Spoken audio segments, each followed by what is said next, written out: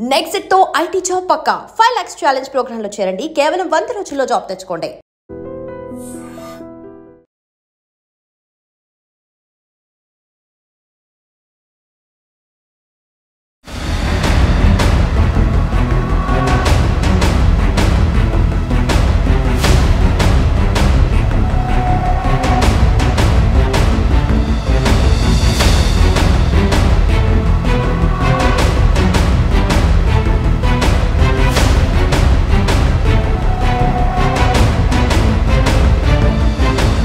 Welcome to I dream. తమిళనాడులో కరూరులో జరిగిన ఘటన ఇకపై జరగకుండా ఉండాలంటే ఏం చేయాలి? కేవలం రాజకీయ పార్టీల సభలే కాకుండా సినిమా ఫంక్షన్లు కానీ లేదా పుష్కరాలు జరిగినప్పుడు ఎక్కువ జనాలు వచ్చినప్పుడు పోలీసులు ఎటువంటి వాటికి అనుమతి ఇవ్వాలి? అదేవిధంగా సభ నిర్వహించే వాళ్ళు ఎలాంటి జాగ్రత్త తీసుకోవాలి అనే అంశాలపై మనతో మాట్లాడడానికి సిబిఐ మాజీ జేడీ వివిఎస్ లక్ష్మీనారాయణ గారు ప్రస్తుతం మనతో ఉన్నారు. ఆయన అడిగి చాలా క్లారిటీగా తెలుసుకుందాం. ఎందుకంటే ఆయన మహారాష్ట్రలో సుదీర్ఘకాలం పనిచేసినప్పుడు చాలా క్రౌడ్ మేనేజ్మెంట్ చేశారు. అదే విధంగా సిబిఐలో పనిచేసినప్పుడు చాలా కేసులు చూశారు. ప్రస్తుతం ఈ కేసులో కూడా సిబిఐ దర్యాప్తు చేయాలంటూ విజయ్ కూడా కోర్టులో వేయడం, ఒకవేళ దర్యాప్తులు ఏ విధంగా స్టార్ట్ అవుతున్న విషయాన్ని లక్ష్మీనారాయణ సార్ అడిగి తెలుసుకుని. సార్ నమస్తే అండి. నమస్తే మురళి గారు. మీరు మహారాష్ట్ర ఉన్నప్పుడు క్రౌడ్ మేనేజ్మెంట్ మీద మీరు ఎక్కువగా ఫోకస్ చేయడం, దాని మీద ఒక ట్రైనింగ్ చేశారు. అక్కడ కూడా అండ్ మహారాష్ట్రలో జరిగిన కొన్ని ప్రాంతాల్లో, తానే ఇలాంటి ప్రాంతాల్లో ఎక్కువ క్రౌడ్ వచ్చినప్పుడు, పర్టికులర్ గా వినాయక చవితి నిమజ్జనం టైంలో మీరు కొన్ని ప్రికాషన్ తీసుకోవడం, అక్కడ ఎలాంటి జాగ్రత్తలు తీసుకోవడం, ఎందుకంటే తానే మహారాష్ట్రలో గణేష్ నిమజ్జనం అంటే చాలా పెద్ద పండగ కాబట్టి ఆ టైంలో మీరు తీసుకున్న జాగ్రత్తలు ఎలాంటి ఉండేవి? మనం కేవలం కరూరు విషయం కాకుండా ఇకపై ఇటువంటి సంఘటనలు జరగకుండా పోలీసులు ఏం చేయాలి? పోలీసుల కన్నా ముందు ఆ సభ ఎవరు నిర్వహిస్తున్నారో వాళ్ళు ఎలాంటి జాగ్రత్తలు తీసుకోవాలి? వీటితో పాటు అక్కడికి వచ్చిన క్రౌడ్ అంటే పిల్లలు కానీ తేకుండా రావాలా లేదా అనే విషయం ఒకసారి మీ అనుభవపూర్వకంగా చెప్పండి. ఎస్, ముఖ్యంగా మనం ఫస్ట్ తెలుసుకోవాల్సింది ఏంటంటే క్రౌడ్ కి మాబ్ కి తేడా ఏంటి అన్నది మనం తెలుసుకోవాలి. ఓకే. క్రౌడ్ అంటే ఒక విశిష్టమైన కారణం కోసం అక్కడ అందరూ కలుస్తారు. మీరు అన్నట్టు ఫర్ ఎగ్జాంపుల్ కుంభమేళా ఉంది, తర్వాత ఏదైనా మహాశివరాత్రి ఉంది, ఏదైనా ఒక పర్టికులర్ ఫెస్టివల్ అప్పుడు ఒక టెంపుల్లో చాలా ఎక్కువ మంది వెళ్తారు. సో ఇటువంటి పరిస్థితుల్లో వచ్చేవాళ్ళు ఏంటంటే వాళ్ళు అక్కడికి వెళ్ళి ఆ పని ఏదో ఉందో అది చూసుకుని రిటర్న్ వెళ్తారు. ఇది ప్రధానంగా వాళ్ళే. అక్కడ ఏమవుతుందంటే ఒకరితో పెద్ద సంబంధం కూడా ఉండదు. రకరకాల ప్రాంతాల నుంచి వస్తుంటారు. వాళ్ళ మేజర్ ఇదేంటంటే మేము వచ్చిన పనిని త్వరగా పూర్తి చేసుకొని వెళ్ళిపోవడం అన్నది. సో ఇది తర్వాత క్రౌడ్స్ రెండో ఏంటంటే మీరు చెప్పినట్టు ఈ వినాయక చవితి ఉత్సవాల సందర్భంగా, ముఖ్యంగా మీరు అన్నట్టు మహారాష్ట్రలో వినాయక చవితి అనేది చాలా పెద్ద పెట్టున అక్కడ సెలబ్రేట్ చేస్తారు. అక్కడ వందల వేలల్లో ముఖ్యంగా ఈ గణేష్ నిమజ్జనం రోజున చాలా ఎక్కువ మంది క్రౌడ్ ఉంటారు. కానీ వాళ్ళు ఎవరు కూడా త్వరగా గణేష్ నిమజ్జనం చేసేసి ఇల్లు చేరుకుందామని అనుకుంటుంటారు. తర్వాత ఏంటంటే వాళ్ళు ఒకరి నుంచి దూరంగా ఉంటారు. అంటే ఒక్కొక్క మండల్ అంటాం దాన్ని. ఆ మండల్లో వాళ్ళు ఉంటారు. వాళ్ళు ఆ ప్లేస్కి వస్తారు, అక్కడ కొంతసేపు గడుపుతారు, తర్వాత ముందుకు నడుస్తూ ఉంటారు. సో ఈ విధంగా మనం చూడవచ్చు. సో క్రౌడ్ ఎప్పుడు కూడా మనం కంట్రోల్ చేయాలి. అందుకనే మాకు క్రౌడ్ కంట్రోల్ అన్నది ఐపీఎస్ లో ఒక కోర్సే ఉంటుంది మాకు. క్రౌడ్ కంట్రోల్ ఈవెన్ అన్ని పోలీసులో, ఈవెన్ సబ్ ఇన్స్పెక్టర్ నుంచి డిఎస్పీలు, తర్వాత మాకు కూడా క్రౌడ్ కంట్రోల్ అన్నది చాలా ముఖ్యమైన విషయం. ఇక మాబ్స్ గురించి వద్దాం. మాబ్స్ అంటే ఏంటంటే వాళ్ళు ఒక విశిష్టమైన కారణంతో, ఫర్ ఎగ్జాంపుల్ మీరు గవర్నమెంట్ కు వ్యతిరేకంగా ఈ విధంగా చర్యలు తీసుకుంటుంటారు, వాటిని మాబ్స్ అంటాం. ఫర్ ఎగ్జాంపుల్ మొన్న మీరు నేపాల్లో చూశారు.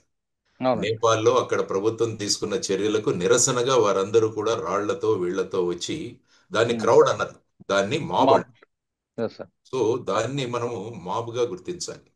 అంటే వైలెన్స్ కోసం వచ్చేవాళ్ళు మాబ్, వైలెన్స్ కి వచ్చేవాళ్ళు మాబ్. అందుకని క్రౌడ్ కంట్రోల్, మాబ్ డిస్పర్సల్ అంటాం. అంటే క్రౌడ్ ను కంట్రోల్ చేయాలి, మాబ్ ను చెదరగొట్టాలి. ఇది ముఖ్యంగా మాకు నేర్పిస్తుంది. అందుకనే మాబ్ డిస్పర్సల్స్ లో ఏమవుతుందంటే, మాబ్ డిస్పర్స్ లో మీకు టియర్ గ్యాస్ యూజ్ చేయడం, లాఠీ చార్జ్ యూజ్ చేయడం, అది కూడా కాకుంటే ఫైరింగ్ దాకా కూడా వెళ్ళొచ్చు. క్రౌడ్ ని ఎప్పుడు కూడా మనం బల ప్రదర్శన చేయకూడదు పోలీస్కి.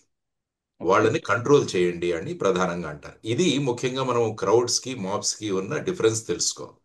ఇప్పుడు ఫర్ ఎగ్జాంపుల్ మీరు అన్నట్టు విజయ్ గారి సభ ఏదైతే ఉందో, ఆ సభకు శనివారం రోజు సభ జరిగింది. తమిళ్ వెట్రి కళగం అని ఒక కొత్త పార్టీ, ఆయన టీవీకే పార్టీ స్థాపించాడు. దానిది ఒక మీటింగు కరూర్ అనే ప్రాంతంలో, కరూర్ పట్టణంలో పెట్టడం జరిగింది. సో అక్కడ జరిగిన ఏదైతే ఈ తొక్కిసలాట ఉందో దాంట్లో సుమారుగా 40-41 మంది చనిపోయారు. అందులో మీరు చూస్తే వయస్సు ఉన్నవాళ్ళు, తర్వాత వచ్చేసి ముసలి వాళ్ళు, తర్వాత పిల్లలు కూడా అందులో మరణించారు. సో ఇలా మనం చూసుకుంటూ వెళ్తుంటే మరి ఈ కరూర్ అనాలిసిస్ మాత్రమే కాకుండా ఈ తొక్కిసలాటలు ఫారిన్ కంట్రీస్ లో కూడా జరిగాయి. మీరు ఒకసారి విదేశాల్లో చూస్తే అక్కడ ముఖ్యంగా ఫుట్బాల్ గ్రౌండ్స్ లో ఫుట్బాల్ మ్యాచ్ల తర్వాత జరుగుతాయి. మ్యాచ్ అయిపోయిన తర్వాత ఇంకా క్రౌడ్ గానే ఉంటారు వాళ్ళు, కానీ ఆ క్రౌడ్ వెళ్ళిపోతున్నప్పుడు అది సక్రమంగా ఉండదు. ఎందుకంటే ఒకరు గెలుస్తారు, ఒకరు ఓడిపోతారు, దాంతో నినాదాలు చేసుకుంటూ వెళ్ళిపోతుంటారు, త్వరగా బయటికి వెళ్తారు. దానివల్ల అనేక ప్రాంతాల్లో మీకు ఈ డెత్స్ కూడా సంభవించాయి, ముఖ్యంగా ఫారిన్ కంట్రీస్. తర్వాత ఏంటంటే ముఖ్యంగా హజ్ యాత్రకు చాలా మంది పెడుతుంటారు. అక్కడ ఏమవుతుందంటే ఏదైనా ఒక ఇన్సిడెంట్ జరిగినప్పుడు ఈ స్టాంపీడ్స్ జరుగుతాయి. అన్ని బాగా జరిగిపోతే ఏమీ జరగదు. మొన్న కుంభమేళాలో కూడా కొంత ప్రాంతంలో జరిగింది కొంతమంది. తర్వాత రైల్వే స్టేషన్ లో రైళ్ల కోసం వెయిట్ చేస్తూ కూడా ఒక సంఘటన జరిగింది మనకు. అవునండి, ఇక్కడ కూడా రీసెంట్ గా సినిమా దగ్గర కూడా జరిగింది. అల్లు అర్జున్ గారు వస్తారు, అక్కడ జరిగిన సందర్భంగా ఒక పిల్లవాడు ఐ థింక్ స్టిల్ ట్రీట్మెంట్ తీసుకుంటున్నాడు అనుకుంటాను. సో ఈ విధమైన పరిస్థితులు. తర్వాత మీరు చూసుకుంటే టెంపుల్స్ లో ఎప్పుడు జరుగుతుందంటే ఏదైనా ఒక సంఘటన జరుగుతుంది సడన్ గా. మీరు మహారాష్ట్ర గురించి మాట్లాడు కాబట్టి సాతారా జిల్లాలో మాండ్రాదేవి అని ఒక టెంపుల్. అక్కడ 2005వ సంవత్సరం అనుకుంటాను, 2003-5వ సంవత్సరంలో భక్తులు పెద్ద సంఖ్యలో వస్తారు. ఆ భక్తులందరూ కూడా నూనెను తీసుకెళ్తారు పైకి స్వామివారికి అర్పించడానికి. దానివల్ల ఏమవుతుంటే వెళుతున్నప్పుడు ఆ నూనె లీక్ అవుతూ ఉంటుంది. కాబట్టి ఆ మెట్ల మీదంతా కూడా జారుడు వాతావరణం ఏర్పడుతుంది. ఆ తర్వాత ఏంటంటే పైన ఒక సిలిండర్ అన్నది బ్లాస్ట్ అయింది. దాంతో ఒక్కసారి ప్రజలు ఇది అయిపోయి సుమారుగా 250 మంది చనిపోయారు. అయ్యో. మొన్న రీసెంట్ గా ఉజ్జయిన్ లో ఎప్పుడో పాతబడిన బావి ఏదో ఉంది, ఆ బావి సడన్ గా కొలాప్స్ అయింది. భక్తులందరూ కూడా పైన లైన్ లో ఉన్నారు. ఆ బావి కొలాప్స్ అవడం వల్ల కొంతమంది పడ్డారు. దాంతో తొక్కిసలాట మొదలైంది. అందువల్ల శబరిమల కూడా అదే ఒక యాక్సిడెంట్ జరిగింది. మీరు ఒకసారి చూసుకుంటే యాక్సిడెంట్ జరిగి చీకటి లో అందరూ వచ్చేసి మళ్ళా తొక్కిసలాట జరిగింది. సో ఈ విధంగా ధార్మిక స్థలాలలో జరిగే తొక్కిసలాటలో సడన్ గా ఏదైనా ఇన్సిడెంట్ జరగడం వల్ల ఇది జరుగుతూ ఉంటుంది. తర్వాత కొన్ని క్రౌడ్స్ మాబ్స్ గా కూడా కన్వర్ట్ అవుతాయి. ఫర్ ఎగ్జాంపుల్ ఒక పర్టికులర్ విషయం మీద ఫర్ ఎగ్జాంపుల్ కలెక్టర్ ఆఫీస్ ముందు వాళ్ళు కూర్చొని ధర్నా చేయాలనుకున్నారు. ఆ తరువాత అక్కడ ఉన్న వాతావరణం ఏమైందంటే అది మళ్ళా నినాదాలు ఇవన్నీ లేచి అది మాబుగా మారచ్చు. తర్వాత మీరు ఫర్ ఎగ్జాంపుల్ చూసుకుంటే హైదరాబాద్ లో రైతులు ఐ థింక్ ఫ్రీ ఎలక్ట్రిసిటీ కోసం వారందరూ కూడా పెద్ద పెట్టున ఒక క్రౌడ్ గానే వచ్చారు, కానీ ఆ తర్వాత అది మాబుగా కన్వర్ట్ అయింది. దాని మీద మళ్ళీ ఫైరింగ్ జరపాల్సి వచ్చింది బషీర్బాగ్ దగ్గర. సో ఇవన్నీ ఘటనలు ఎందుకు చెబుతున్నానంటే క్రౌడ్ కి మాబ్ కు ఉన్న తేడా ఏంటి అని చెప్తున్నా. సో ఇప్పుడు ఈ పార్శ్వభూమిలో ఈ బ్యాక్గ్రౌండ్ లో మనం కరూరులో జరిగిన అనాలిసిస్ ఒకసారి విశ్లేషిద్దాం. ముఖ్యంగా ఏంటంటే అక్కడ ఆర్గనైజర్స్ సుమారుగా 10,000 మంది వస్తారు అని చెప్పేసి వాళ్ళకి చెప్తారు. మామూలుగా ఎలా ఉంటుందంటే ఆర్గనైజర్స్ ని మేము అడుగుతాం పర్మిషన్ కోసం వచ్చినప్పుడు ఎంతమంది వస్తారు అని అడుగుతాం. వాళ్ళు ఒక నెంబర్ చెబుతారు. ఆ నెంబర్ చెప్పిన తర్వాత వాళ్ళ దగ్గర నుంచి ఇన్ రైటింగ్ మేము రాసుకుంటాం ఇంతమంది వస్తారు. జనరల్ గా అక్కడ క్రౌడ్లని కంట్రోల్ చేయడము, వాలంటీర్స్ పెట్టడము, వాళ్ళకు నీళ్లు ఇవ్వడము, కుర్చీలు అరేంజ్ చేయడము, స్టేజ్ అరేంజ్ చేయడము, ఇదంతా కూడా ఆర్గనైజర్స్ చేయాలి. సో ఆ విధమైన కండిషన్స్ లో మనం పర్మిషన్ ఇస్తాం అనమాట సాధారణంగా పోలీస్. సార్ పర్మిషన్ మీరు అన్నట్లుగా ఒక 10,000 మంది హాజరయ్యారని పర్మిషన్ ఇచ్చారనుకోండి, ఆ గ్రౌండ్ ఎంత ఉంది దాని తగ్గట్టు కెపాసిటీ ఉందో కూడా వెరిఫై చేస్తారా? డెఫినెట్ గా. ఎందుకంటే గ్రౌండ్స్ లో పెట్టేదైతే ఏమవుతుందంటే ఎంత కెపాసిటీ ఏంటి ఫర్ ఎగ్జాంపుల్ చూసి దాన్ని బట్టి పర్మిషన్ ఇస్తాం. కొద్దిగా స్పిల్ అవ్వచ్చు దానికన్నా, కానీ హోల్ రెస్పాన్సిబిలిటీ ఆర్గనైజర్స్ మీద వేస్తాం. ఆ తర్వాత ఏంటంటే దాన్ని చూసుకుని ఎంతమంది పోలీసులను డిప్లాయ్ చేయాలన్నది డిసైడ్ చేస్తారు అక్కడ లోకల్. ఫర్ ఎగ్జాంపుల్ ఇక్కడ 10,000 మంది వస్తారని చెప్పడం జరిగింది, కానీ ఇందులో ఏంటంటే కరూర్ పట్టణం అన్నది చాలా కంజెస్టెడ్ పట్టణం. దానివల్ల ఏంటంటే ఊరి బయట పర్మిషన్స్ ఇస్తుంటారు దీనికి. ముఖ్యంగా విజయ్ గారి తీసుకుంటే అది ఒక సభ కాదు, రోడ్ షో లాంటిది. ఈ మధ్య రోడ్ షోలు ఎక్కువైపోయాయి. ఇంతకుముందు కేవలం సభలు జరిగేవి. ఇప్పుడు ఏంటంటే 2 కిలోమీటర్లు 3 కిలోమీటర్లు రోడ్ షోలు జరుగుతాయి. కానీ జనరల్ గా ఏంటంటే యాజ్ ఎ పోలీస్ మేము ఏమనుకుంటామంటే అందరూ ఒక చోటికి రావడం కన్నా రోడ్ షో ఇస్ బెటర్. ఎందుకంటే ఎక్కడక్కడ డివైడ్ అయిపోతారు. వీళ్ళు వెళుతుంటారు, వీళ్ళు టాటాలు చెప్తుంటారు, తర్వాత ఏదో వీళ్ళకి హారాలు విసురుతూ ఉంటారు ఇవి. కానీ అదే క్రౌడ్ గనక ఒక చోట అవుతే ఏదైనా చిన్న ఇన్సిడెంట్ జరిగినా కూడా అది ఒక తొక్కిసలాటకు దారి తీసే ప్రమాదం ఉంటుంది. ఫర్ ఎగ్జాంపుల్ క్రౌడ్ లో చిన్న పాము వచ్చింది అనుకోండి, గందరగోళం. తర్వాత వచ్చినా పర్వాలేదు, రాకపోయినా చిన్న ఈ అలా వచ్చిందన్న ఒక చిన్న వదంతి గాని ఏదైనా రూమర్ వచ్చినా ప్రజలు వెళ్ళిపోతారు అక్కడి నుంచి. అంటే తొక్కిసలాట జరిగింది, త్వరగా బయటపడాలి అన్న. చిన్న టపాకాయ పేలినా ఏదైనా జరిగినా కూడా పెద్ద ప్రమాదాలు ఉంటాయి. దానివల్ల ఏం చేస్తామంటే బ్యారికేడింగ్స్ గా డివైడ్ చేస్తాం పెద్ద క్రౌడ్ వచ్చిన. అంటే ఒక్కొక్క సెక్టర్ ని డివైడ్ చేస్తాం. నేను ఎందుకంటే మహారాష్ట్రలో దసరా ఉత్సవం అన్నది, అందులో ఇంతకుముందు బాలాసాహెబ్ ఠాకరే వచ్చి అక్కడ ఆయన స్పీచ్ ఇచ్చేవాడు శివాజీ మైదాన్, శివాజీ గ్రౌండ్స్. అక్కడ నేను డీసీపీగా ఉండేవాడు. అప్పుడు నాకు చెప్పారు, ఫస్ట్ టైం వెళ్ళినప్పుడు చెప్పారు, సార్ ఇంతమంది వస్తారు, సుమారు 1,00,000 మంది వస్తారు. సో అప్పుడు మేము ఏం డిసైడ్ చేశామంటే బ్యానర్స్, ప్లకార్డ్స్ విపరీతంగా తయారు చేయించాం ఆ రోజు.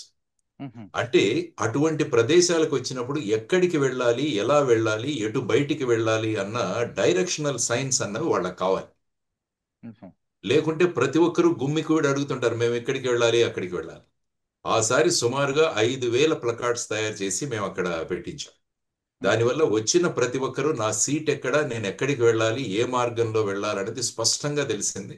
వెళ్ళారు, సభకు అటెండ్ అయ్యారు, మళ్ళా రిటర్న్ కూడా వచ్చారు.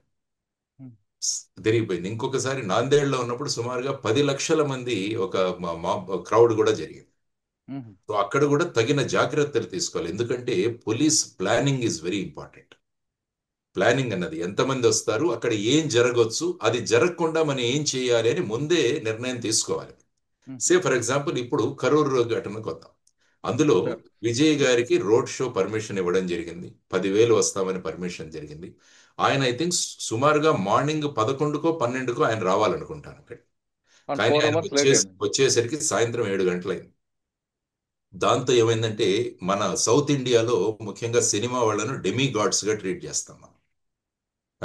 సినిమా యాక్టర్ వస్తున్నారంటే చాలు ఇంకా, ఎందుకంటే వాళ్ళు ఎప్పుడు తెర మీద కనపడుతుంటారు, తెర మీద వ్యక్తిని ఒకసారి లైవ్ లో చూద్దామని అంటుంటారు. సో ఈ లైవ్ లో చూడడం అన్నది ఒక పర్టికులర్ ఫినామినా. అది దాంట్లో సార్ పర్టికులర్ గా తమిళనాడు లాంటి ఏరియాలో వాళ్ళకి బతుకుండగానే గుళ్ళు కూడా కడతారు. అంటే అదే అంటున్నాను, డెమిగాడ్ అని అందుకనే వాడాను. అంటే ఈ సినిమా నటులు సినిమాల్లో నటిస్తున్నారని తెలుసు, వాళ్ళేం జీవించట్లేదు, నిజ జీవితం వేరేగా ఉంటుంది, సినిమాల్లో నటిస్తారు ఆ కథను బట్టి. సో అటువంటి వాళ్ళని కూడా, ఎందుకంటే ఆ విధంగా క్రేజ్ ఉంది సౌత్ ఇండియా. అందుకనే సినిమా నటులు, ముఖ్యమంత్రులు వీరు కూడా అయ్యే పరిస్థితి కేవలం సౌత్ ఇండియాలోనే కనిపిస్తుంది, మీకు వేరే చోట కనిపించదు. సో అటువంటి ఫ్యాన్ ఫాలోయింగ్ ఉంటుంది. ఆ తర్వాత ఏంటంటే ఆయన రావడం లేట్ అయింది. దానితో ఏంటంటే క్రౌడ్ జనరల్ గా ఇంక్రీజ్ ఎక్కువ పోగవడం మొదలుపెట్టారు. ఆ తర్వాత కరూరులో శనివారం అన్నది మీరు తమిళనాడులో చూస్తుంటే అది పేమెంట్ డే. శనివారం ఆ వీక్ కి వచ్చే పేమెంట్స్ చేస్తారు అక్కడ.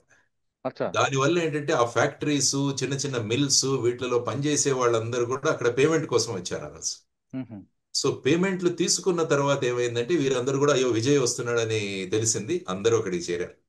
కాబట్టి ఆ క్రౌడ్ 10,000 ఎక్స్పెక్ట్ చేసింది ఏమంటే సుమారుగా 30,000, 40,000 దాకా వెళ్ళింది. ఆ తర్వాత ఏంటంటే విజయ్ యాక్టర్ అక్కడ నమక్కల్ అని ఇంకొక ప్లేస్ లో ఆయన అడ్రస్ చేసి ఆయన వస్తున్నాడు. సాధారణంగా ఈ సినిమా యాక్టర్ల యొక్క కాన్వాయ్ మీరు చూసుకుంటే ఫ్యాన్స్ అందరు కూడా వెంటబడతారు.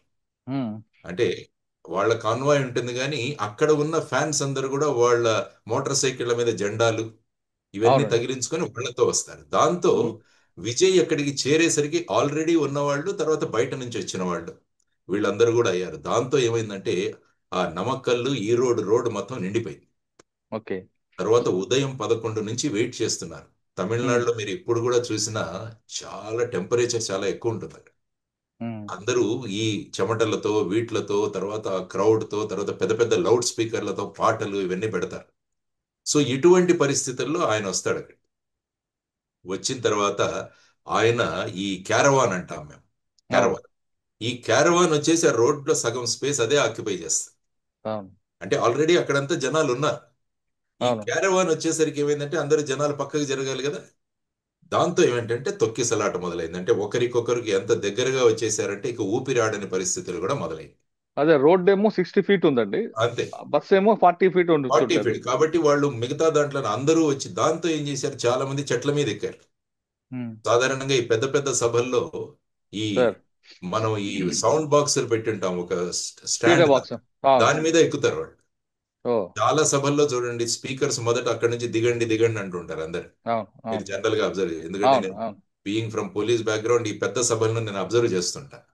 అదే లైట్లు ఏమవుతుంది, పెట్టే స్టాండ్లు కూడా లైట్లు ఎక్కుతుంటారండి. పెట్టలే స్టాండ్ మీద ఎక్కుతారు. అవును. ఎందుకంటే పైనుంచి వాళ్ళ ఫేవరెట్ హీరోని చూడాలని చెప్పేసి. లేకుంటే అక్కడ చెట్లుంటే చెట్లు ఎక్కుతారు, బిల్డింగ్లు ఉంటే బిల్డింగ్ల మీద ఎక్కుతారు. ఇవన్నీ జరిగింది. అక్కడ కూడా కరూరులో కూడా 2-3 చెట్ల మీద చాలా మంది ఎక్కారు. ఓకే. ఆ తరువాత ఆయన మాట్లాడడం మొదలు పెడితే అక్కడ సడన్ గా ఒక అరగంట పవర్ కట్ అయిందని విన్నాను నేను. మ్మ్. పవర్ కట్ ఇప్పుడు యాక్చువల్ గా విజయ్ గారు చేస్తున్న కంప్లైంట్ ఏంటంటే ఈ పవర్ కట్ కావాలని ప్రభుత్వం చేయించిందని ఆయన ఒక కంప్లైంట్, అవునండి, ఆయన ఎలిగేషన్ పెట్టారు. అలిగేషన్ ఒకటి పెట్టారు. అవును. తర్వాత ఏంటంటే అక్కడ స్టోన్ పెల్టింగ్ జరిగిందని కూడా ఆయన ఒక అలిగేషన్. అవును. తర్వాత. తర్వాత పోలీసులు లాఠీ చార్జ్ చేశారని ఇంకొక అలిగేషన్. ఈ 3 అవును. అలిగేషన్స్ విజయ్ పెట్టారు. మ్మ్. కాబట్టి అరగంట పవర్ కట్ అవ్వడము. ఆ తర్వాత ఏంటంటే ఆ చెట్లు 2 పడ్డాయని కూడా చెప్పారు. ఎవరైతే ఈ అవును. ఫ్యాన్స్ ఎక్కారో అవునండి. అవి పడ్డాయి. తర్వాత ఏంటంటే వాటర్ బాటిల్స్ డిస్ట్రిబ్యూట్ చేయడం మొదలు పెట్టారని. మ్మ్. ఏమవుతుందంటే వాటర్ బాటిల్ నాకు వస్తుందో లేదో అన్న ఆతృతతో చాలా మంది ఈ తొక్కిసలాటకు దారితీశారు. సో దానికన్నా ముందు సార్ విజయ్ కూడా పై నుండి వాటర్ బాటిల్ ఇసరడం స్టార్ట్ చేశారు, విజువల్స్ లో కనిపిస్తుంది. అదొకటి, ఎందుకంటే వేడి ఉంది ఇదంతా అంటారు. ఆ. ఎందుకంటే ఈ సినిమా వాళ్ళు క్రౌడ్ కి they play to the crowd gallery. అంటే వాళ్ళు సినిమాల్లో ఇమీడియట్ గా ఇచ్చేయాలి కదా, వాళ్ళు హీరోలు కాబట్టి పరిస్థితిని వెంటనే చక్కదిద్దాలన్న మైండ్ సెట్ ఉంటుందేమో వాళ్ళకి. అవును. కాబట్టి ఆ వాటర్ బాటిల్స్ విసిరారని మీరు అంటున్నారు కాబట్టి ఇటువంటి జరగడానికి కూడా అవకాశం ఉంది. మ్మ్. ఎందుకంటే లాస్ట్ టైమే మీరు చూసుకుంటే విజయ్ ఒక సభలో ఫ్యాన్స్ అన్న కారవాన్ మీద ఎక్కడానికి ప్రయత్నించారు. అవును. ప్రయత్నిస్తే వాళ్ళ బౌన్సర్లు వాళ్ళని కింద పడేస్తే ఒకతనికి ప్రమాదమే, అతని కేసు కూడా పెట్టాడు వాళ్ళ మీద. అవును. సో ఇటువంటివన్నీ తెలుస్తున్నప్పుడు అక్కడ పోలీస్ డేవిడ్సన్ గారని అడిషనల్ డీజీ గారు, ఆయన కూడా మీడియాతో మాట్లాడడం నేను చూశాను. మ్మ్. ఆయన ఏం చెప్పారంటే సుమారుగా 500 పోలీసులు మేము డిప్లాయ్ చేశాం. తర్వాత 10,000 అనుకున్నది సుమారుగా 30,000 నుంచి 40,000 అయింది. ఈయన లేటుగా రావడం, మ్మ్. ఇవన్నీ కారణాల వల్ల తర్వాత మిగతా ఫ్యాక్టర్స్ ఏవైతే ఉన్నాయో వాటి వల్ల తొక్కిసలాట జరిగి ఈవెన్ ఆ తొక్కిసలాట సీన్స్ మీరు చూస్తున్నా కూడా అక్కడి నుంచి తప్పించుకోవడానికి వాళ్ళు ఏం చేశారంటే పక్కనున్న గుడిసెల్లోకి వెళ్ళి దాని నుంచి బయటకు వచ్చారు. అవును.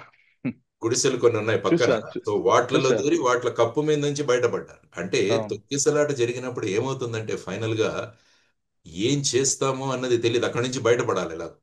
దానిలో ముఖ్యంగా ఏమైందంటే ఏజ్డ్ పర్సన్స్, పిల్లలు, మహిళలు వీళ్ళు ప్రధానంగా అక్కడ దాంట్లో చిక్కుంటారు. మ్మ్. చిక్కుని ఆ విధమైన పరిస్థితులకు వాళ్ళకి ఏర్పడుతుంది. So okay. ఇది ప్రధానంగా మనం చూడాల్సిన అంశం. So sir. వీటన్నిటి పరిస్థితులలో ఆ. ఇది జరిగినదన్నది పేపర్లో వచ్చిన రిపోర్ట్స్ ఏదైతే ఉన్నాయో దాన్ని బట్టి జరిగిన ఇది. తర్వాత ఆయన మైక్ సిస్టమ్ ఏదైతే ఉందో అది కూడా సరిగా పనిచేయలేదన్నారు. దానివల్ల ఏంటంటే చివరిలో ఉన్న వాళ్ళకి ఆయన ఏం మాట్లాడుతుంటో వాళ్లకు సరిగా అర్థం కాకపోవడం వల్ల వాళ్ళందరూ కూడా ఏం చేశారంటే ముందుకు వెళితే వినపడుతుంది అని చెప్పేసి వాళ్ళు కూడా ముందుకు రావడం మొదలు పెట్టారు. అవును. తర్వాత వచ్చేసి ఒక అంబులెన్స్ అక్కడి నుంచి వెళుతున్నప్పుడు మ్మ్. విజయ్ ఫ్యాన్స్ కూడా, ఎందుకంటే అంబులెన్స్ రాగానే మళ్ళా స్పేస్ ఆక్యుపై అవుతుంది, అవును.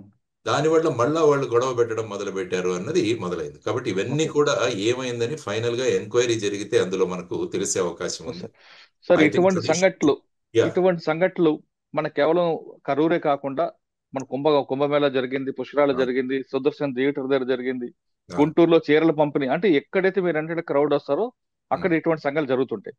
ఇటువంటి సంఘటనలు మనకు చాలా ఎగ్జాంపుల్స్ వస్తున్నా పోలీస్ ఆఫీసర్లు ఎలాంటి దానికి పర్మిషన్ తీయాలి, అదేవిధంగా ఆర్గనైజర్ ఎలాంటి జాగ్రత్త తీసుకోవాలి, నెంబర్ 3 పబ్లిక్ కూడా వాళ్ళ రెస్పాన్సిబిలిటీ కూడా ఉంది. చిన్నపిల్లలు తీసుకురావడం ఇటువంటి విషయాల్లో వాళ్ళు చనిపోవడం అనేది ఒక బాధాకర విషయం.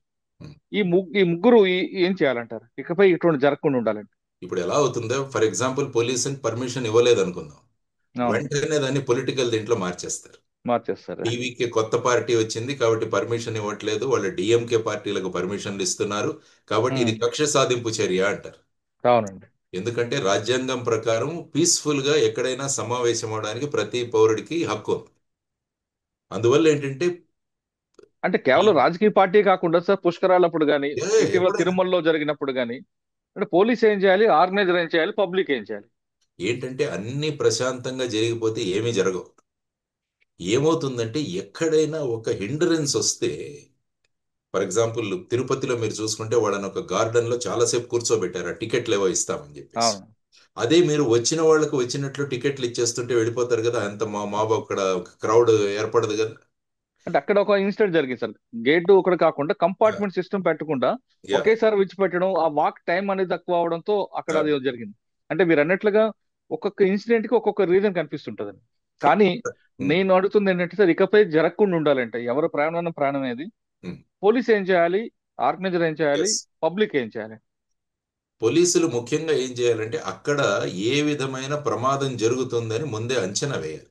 రైట్, ఇది కరెక్ట్ సార్. ఇది ఏమవుతుంది అని అవును. ఇవన్నీ కూడా అంచనా వేసుకోవచ్చు, ఎందుకంటే మనకు అనేక సంవత్సరాల అనుభవం ఉంది కాబట్టి. ఇంతకు ముందు జరిగిన లో జరిగిన ఇన్సిడెంట్స్ ఇవన్నీ తీసుకొని ఏం చేయాలంటే ఇవన్నీ కూడా ఈ హోంవర్క్ అన్నది జరగాలి. రొటీన్ గా ఇచ్చేసాం అనుకోండి, అప్పుడు పెద్దగా ఇక్కడ 500 మందిని పంపించేసేయండి అంటాడు. 500 మంది పంపించిన తర్వాత వాళ్ళు ఏం చేయాలి, తర్వాత ఆర్గనైజర్స్ మీద ఎంత రెస్పాన్సిబిలిటీ ఉంటుంది అంటే పోలీసులు ఇచ్చిన ఇన్స్ట్రక్షన్స్ ఏవైతే ఉన్నాయో వాటిని వాళ్ళు ఫాలో అవ్వాలి.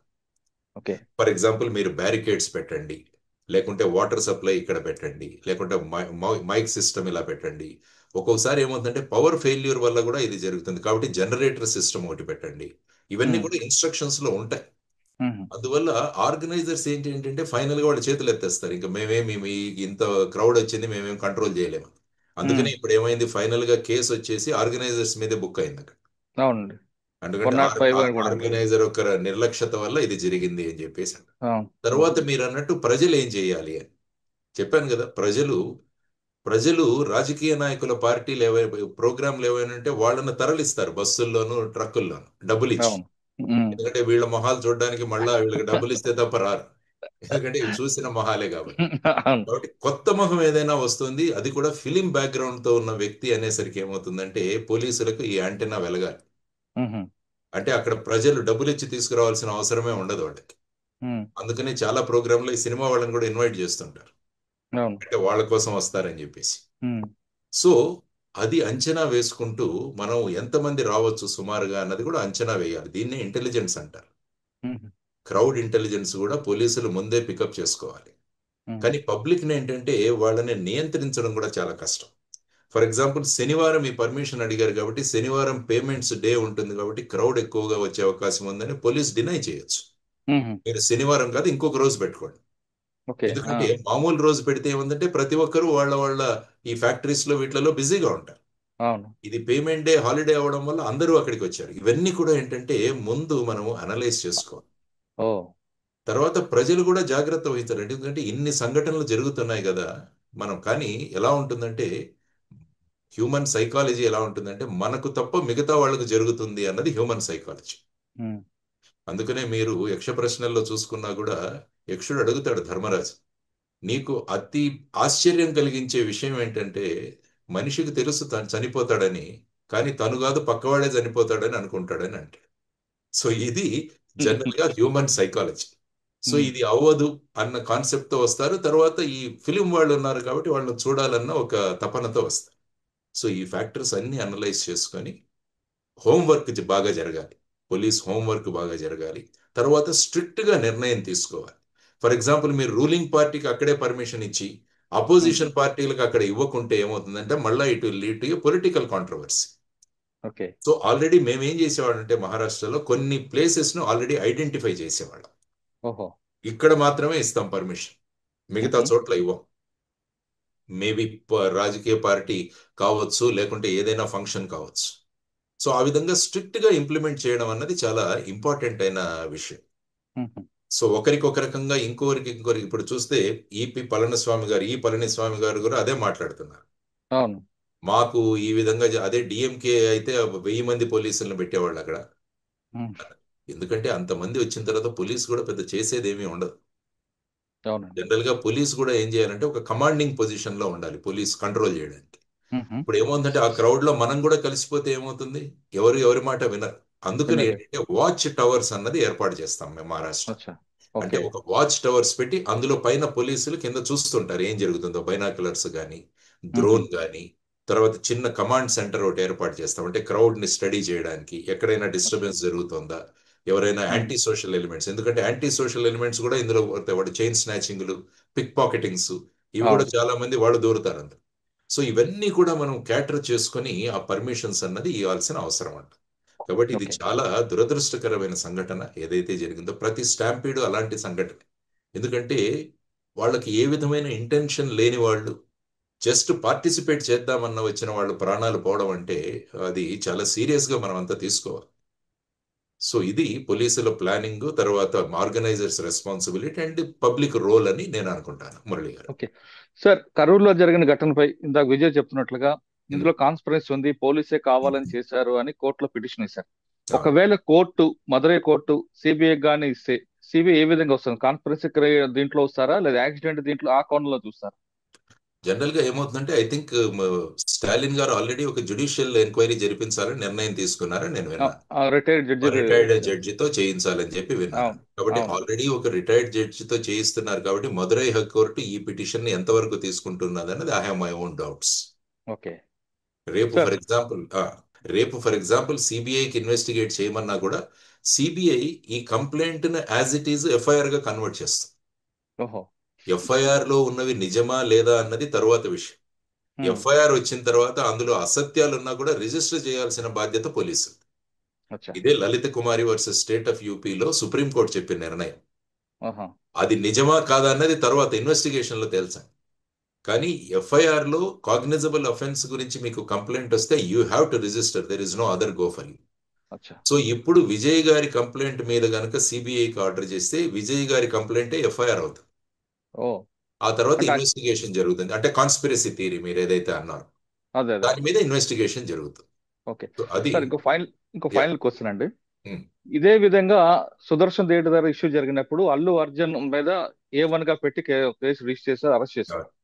ఇప్పుడు ఇక్కడ ఆర్గనైజర్ పెట్టారు, కానీ ఆర్గనైజర్ వచ్చింది ఎవరి ద్వారా వచ్చారంటే ఇవాళ విజయ్ ద్వారా వచ్చారు. కాబట్టి ఇందులో కూడా విజయ్ని పెడతారా, లేదు పొలిటికల్ గేమ్ ఆడే అవకాశం ఉందంటారు? అంటే ఇప్పుడు ఏంటంటే విజయ్ని అరెస్ట్ చేయాలని చెప్పేసి మొత్తం కరూర్ నగరంలో మొత్తం పోస్టర్లు ఈ రోజు పెట్టారని చెప్పి నేను విన్నాను. అవునండి. మా అబ్బాయి తమిళనాడులో పనిచేస్తారు కాబట్టి నేను అక్కడి నుంచి విషయాలు తెలుసుకుంటుంటా. పోస్టర్లు అన్నీ వచ్చాయి. ఎందుకంటే ఇది ఏమవుతుందంటే ఎవరికి ఇంటెన్షన్ లేదు ఈ విధంగా చేయాలని. So it is a rash and negligent act. 304A ఒకప్పుడు, 304A ఒకప్పుడు, ఇప్పుడు మారింది 105 అయింది. తర్వాత ఏంటంటే ఇంకోటి culpable homicide not amounting to murder అని ఇంకోటి ఉంది. 304 అంటే ఏంటంటే ఇటువంటి పరిస్థితులు జరిగితే మనుషులు చనిపోతారని తెలిసినా కూడా వాళ్ళు చేశారు కాబట్టి వాళ్ళకు మర్డర్ చేయాలన్న అభిప్రాయం లేదు. కానీ ఇది జరిగిందని అటువంటి కేసులు కూడా పెట్టే అవకాశం ఉంది. సాధారణంగా కోర్టులు వాటిని యాక్సెప్ట్ చేయదు. సో జనరల్ గా ఇది ర్యాష్ అండ్ నెగ్లిజెంట్ యాక్ట్ కిందే వస్తుంది. సో ఆ విధంగా కేసు పెట్టి చేసేది ఉంది. కాబట్టి విజయ్ పాత్ర ఏంటి అన్నది కూడా చూడాలి. అంటే ఇందులో ఇంటెన్షన్ ఏమీ ఉండదు. ఫర్ ఎగ్జాంపుల్ యాక్సిడెంట్ జరిగింది అనుకోండి, రోడ్డు మీద డ్రైవర్ కావాలని యాక్సిడెంట్ చేయాలనుకోడు కదా, జరిగిపోయింది. కాబట్టి it's a rash and negligent act. ఇది కూడా అలాంటిది. కాబట్టి ఆ విధంగా మేబీ అక్కడ డిపెండింగ్ ఆన్ దిస్ థింగ్ అక్కడ ఉన్న పరిస్థితుల్లో ర్యాష్ అండ్ నెగ్లిజెంట్ యాక్ట్ లో ఈయన కూడా లేట్ గా రావడము, ఇవన్నీ కూడా మీరు అన్నట్టు ఆ బాటిల్స్ విసరములు, ఇవన్నీ కూడా ఆ విజువల్ ఎవిడెన్స్ ఏదైనా ప్రూవ్ అయితే ఆయన మీద కూడా కేసు ఎక్స్టెండ్ అయ్యే అవకాశం ఉంది. There is a possibility. Okay sir, final గా చెప్పండి, ఇకపై జరగకుండాలంటే పోలీసు రోల్ ఒకటే ఉందంటారా, ఆర్గనైజర్ రోల్ కూడా ఉందంటారా? సమిష్టిగా పోలీసులు మరియు ఆర్గనైజర్స్ అన్నవి చేయాలి. అందువల్ల ఏం చేసేవాళ్ళు అంటే ఎలక్షన్ టైంలో మేము అందరి పొలిటికల్ పార్టీస్ ను పిలిచి ఓన్లీ ఈ ప్రాంతాల్లో మాత్రమే మీరు మీటింగులు పెట్టాలని ముందే డిసైడ్ చేసేవాళ్ళు. ఆల్రెడీ వాళ్ళకి డైరెక్షన్స్ ఇష్యూ చేయవాళ్ళం. ఆ తరువాత ఏదైనా ప్లేస్ లో పెట్టామంటే ఇంక్లూడింగ్ చీఫ్ మినిస్టర్ వచ్చినా కూడా we never use to give permissions. అంటే రూల్ ఆఫ్ లా అందరికి ఒకటే వాడాలి. మరి లేకుంటే ఏమవుతుందంటే లేదు లేకుంటే ఏమవుతుందంటే మీకు వాళ్ళకి ఇచ్చారు కదా అని చెప్పి నెక్స్ట్ టైం పర్మిషన్ తీసుకోకుండానే అక్కడ పెట్టే అవకాశం ఉంది. మళ్ళీ దాన్ని చూపిస్తారు మీరు ఇంతకుముందు ఇచ్చారు కదా. ఫైనల్ గా ఏది జరిగినా కూడా ఫైనల్ గా పోలీసుల మీద పడుతుంది ఏదైనా కూడా. కాబట్టి పోలీసులు ఇటువంటి సంఘటనలు జరగకుండా ముందే హోంవర్క్ చేసి ఏ విధంగా చేయాలి అని ఆర్గనైజర్స్ ను కాన్ఫిడెన్స్ లోకి తీసుకుని, ఆర్గనైజర్స్ కూడా మేము జనరల్ గా ఏం చేసామంటే ఆర్గనైజర్స్ వాలంటీర్స్ అందరికీ ఒక డ్రెస్ పెట్టండి అనేవాడు. ఎందుకంటే ఆ క్రౌడ్ లో తెలియదు కదా. మీ వాలంటీర్స్ అందరికీ ఒక జాకెట్ ఏదో ఒకటి ఇవ్వండి. సో దట్ ఏంటంటే ప్రజలకు తెలుస్తుంది వెనకాల వాలంటీర్ అని రాయమని. సో ఏదైనా ఉంటే అతన్ని అడుగుతారు. అవును. సో ఈ విధంగా క్రౌడ్ కి మినిమం డిస్టర్బెన్స్ అవుతూ, నేను అందుకనే ఆ ప్లకార్డ్స్ అని చెప్పాను బాలాసాహెబ్ ఠాకరే గారికి. అసలు ఆ రోజు దసరా జరిగిన తర్వాత నాకు బాలాసాహెబ్ ఠాకరే గారి ఆఫీస్ నుంచి కూడా ఫోన్ వచ్చింది. బాలాసాహెబ్ ఠాకరే గారు చాలా హ్యాపీ అయ్యారు సార్ ఈ అరేంజ్మెంట్స్ చూసి. ఎందుకంటే ఒక్క సంఘటన చెప్తాను ఇందులో ఎంత రిలవెంటో. అక్కడ ఏంటంటే పూల కుండీలు పెట్టేవాడు స్టేజ్ చుట్టూ. కానీ బాలాసాహెబ్ ఠాకరే గారికి చాలా మాక్సిమం థ్రెట్ ఉన్నది. నేను అప్పుడు ఏం చెప్పానంటే ఈ పూల కుండీలు మేము అలౌ చేయము, ఎందుకంటే ఇందులో లోపల ఏదైనా ఉంటే ఆ బాంబ్ డిటెక్షన్ కూడా చాలా కష్టం అవుతుంది మాకు. కాబట్టి మీరు ఏం చేస్తారు అంటే ఇది అలౌ చేయమంటే నాకు అక్కడి నుంచి ఫోన్ వచ్చింది. బాలాసాహెబ్ ఠాకరే గారు ఫోన్ చేశారు నాకు, కొత్త డీసీపీ ఎవరో వచ్చారు, ఈయన ఈ విధంగా చేస్తున్నాడు. ఆయన అడిగారు ఇలా అంటే, సార్ మీ security is prime responsibility of me. మీకు అత్యంత సెక్యూరిటీ రిస్క్ ఉందనేది మాకు తెలుసు, కానీ ఈ పూల కుండీలు అలౌ చేయడం వల్ల మీ సెక్యూరిటీకి ఏదైనా అయితే ఫైనల్ గా నేను వెళ్తాను బయటికి, ఐ విల్ బి సస్పెండెడ్. దానికన్నా ముందు మీ ప్రాణాలకు హాని కలుగుతుంది, అది జరగకూడదు. కాబట్టి మీ వాళ్ళకి ఏం చేస్తున్నట్టే ఇంకా టైం ఉంది, మనకు 2 రోజులు ఉంది, కాబట్టి పూల కుండీలు కొత్తవి తీసుకురమ్మనండి, మట్టి తీసుకురమ్మనండి, మొక్కలు తీసుకురమ్మనండి. మా వాళ్ళ పర్యవేక్షణలో అక్కడ కొత్తగా పెడదాం, పూల కుండీలు తయారు చేద్దాం, చేసి వాటిని స్టేజ్ పుట్టు అలౌ చేస్తాను నేను. కానీ ఆల్రెడీ ఉన్న పూల కుండీలను ఐ విల్ నాట్ అలౌ అని చెప్పాను. ఓకే. చెప్తే ఆయన కరెక్టే నువ్వు చెప్పింది అన్నాడు. చెప్పి ఆ దసరా రోజు స్పీచ్ మొదట నా గురించి మాట్లాడి మొదలు పెట్టాడు. అవునా? ఏమన్నారండి ఆయన? ఇట్ వాజ్ ఇన్ 1996 లో. ఏమన్నారండి స్టార్టింగ్ లో? కొత్తగా ఒక డీసీపీ వచ్చారు. మార్నింగ్ నాకు 2 రోజుల ముందు ఫోన్ చేసి ఈ విధంగా చెప్పారు, మాకు ఇన్కన్వీనియన్స్ అయినా కూడా నా సెక్యూరిటీ పట్ల అతనికి ఉన్న ఇది ఏదైతే ఉందో దాన్ని ఐఎమ్ అప్రిషియేటింగ్ అని చెప్పాడు ఆయన. అయ్యా అందుకనే మనం we should be very for. ఆయనకి ఎవరి ద్వారా ఉంది సార్ అప్పుడు? అప్పుడు బాలాసాహెబ్ ఠాకరేకి నెంబర్ 1 సెక్యూరిటీ థ్రెట్ ఉంది ఆయనకు. తర్వాత అక్కడి నుంచి ఈ ఆతంకవాది సంఘటనలు కానీ, టెర్రరిస్ట్ ఆర్గనైజేషన్స్ కానీ, ఎందుకంటే హిందుత్వ దీంట్లో హిందూ హృదయ సామ్రాట్ అంటారు బాలాసాహెబ్ ఠాకరే. కాబట్టి అప్పుడే ఈ 92లో రైట్స్ జరిగాయి, బాబ్రీ మస్జిద్ రైట్స్. నేను చెప్తుంది 1996 ఇది. ఓకే. సో ఆ సంఘటనలో తర్వాత దావుద్ ఇబ్రహీం గ్యాంగ్ బ్లాస్ట్లు 1993లో జరిగాయి బాంబేలో. సో ఇవన్నీ కూడా ఆయనకు it's a big security threat. So దానివల్ల ఎందుకంటే నేనేదో గొప్పగా చెప్పట్లేదు, కానీ you have to be firm, police have to be firm. ఏమవుతుందో రిపర్కషన్స్ తర్వాత చూసుకుందాం, but your job you should do it perfectly. So ఈ విధంగా పర్మిషన్స్ అప్పుడు కూడా పోలీసులు ఫర్మ్ గా కనుక చేయగలిగితే, రూలింగ్ పార్టీ కావచ్చు, అపోజిషన్ కావచ్చు, ఎవరైనా కావచ్చు, ఇక్కడ పర్మిషన్ ఇవ్వమంటే ఇవ్వం, ఏమైనా చేసుకోండి. తర్వాత ఏం చేస్తారంటే వీళ్ళు సాధారణంగా కోర్టులకు వెళ్తారు పర్మిషన్ ఇవ్వడానికి. అవునండి. కాబట్టి కోర్టులకు కూడా వెళ్ళి మనం బ్రీఫ్ చేయగలగాలి అప్పుడు ఆర్గ్యుమెంట్స్. సో ఈ విధంగా police role is very important. So crowds have to be controlled, mobs have to be dispersed అన్నది మనం గమనించాలి. ఎస్, కరూలు లాంటి సంఘటన ఇకపై జరగకుండా ఉండాలంటే పోలీస్ హోంవర్క్ ఎక్కువ చేయాలంటున్నారు లక్ష్మణ్ సార్. ఆయనకున్న అనుభవం ప్రకారం మహారాష్ట్ర జరిగిన సంఘటనలు చెప్పారు కాబట్టి ఎవరైనా సరే, అంటే కేవలం సినిమా ఫంక్షన్లా కాదు, రాజకీయ పార్టీలు కానీ పుష్కరాల దగ్గర ఎక్కడైతే క్రౌడ్ వస్తుందో అక్కడ మాబ్ వేరు, క్రౌడ్ వేరు. ఈ క్రౌడ్ వచ్చినప్పుడు తీసుకోవాల్సిన జాగ్రత్తలు, దాని మీద పోలీసులు ఎక్కువ హోంవర్క్ చేస్తే ఇకపై సంఘటనలు జరగకుండా ఉంటాయంటూ అతనుకున్న అనుభవం ప్రకారం చెప్తున్నారు. ఇది చెన్నైలో కరూరులో జరిగిన ఘటనపై లక్ష్మణ్ గారి విశ్లేషణ. మరో అంశాల్లో మళ్ళీ కలుద్దాం. అంతవరకు నమస్తే. Thank you sir. Thank you very much అండి. నమస్తే. And for more videos, please subscribe to iDream. Please subscribe to iDream. Please subscribe iDream. And please subscribe to iDream. For more videos, subscribe to iDream. please like, share and subscribe to the channel. Congratulations, iDream. Subscribe to iDream. Subscribe to iDream. So subscribe to iDream Media. iDream ki iDream team andarki huge congratulations. Please subscribe iDream Media. Please subscribe to iDream. Subscribe iDream. Please subscribe to iDream. iDream అంటే నా కళల channel subscribe చేసుకున్నారు, నోరు తిరుగుతలేదు, మీరైతే గంట గుర్తు కొట్టండి. For more such videos, please subscribe to iDream. Subscribe to iDream. Please subscribe to iDream. Please subscribe iDream Media. Please do subscribe to iDream. Please subscribe to iDream Media. For best entertainment and information, please subscribe iDream. And don't forget to subscribe to iDream.